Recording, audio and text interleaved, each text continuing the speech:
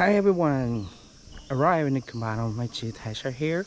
It's one of the 3 Kumano shrines situated a few kilometers instead of the course of a hot spring resort of Katsura. Wow, Katsura is it? Yes. Wakayama Prefecture is very far away from Osaka or Kyushu, I think way. See, super beautiful.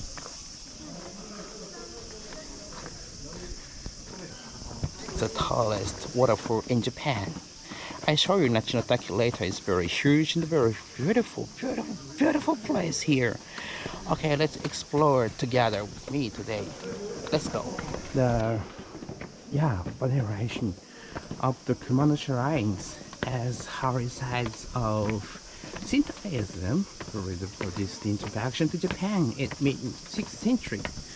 Once Buddhist arrived in Kumano, it looks rude quickly, and rather than competing with interior tradition for religious orderly, it began a long process of harmonious mixing. Wow, how nice! This is a Kumano-Taisha shrine. As I arrive at the top, you can see the very beautiful nature here, right?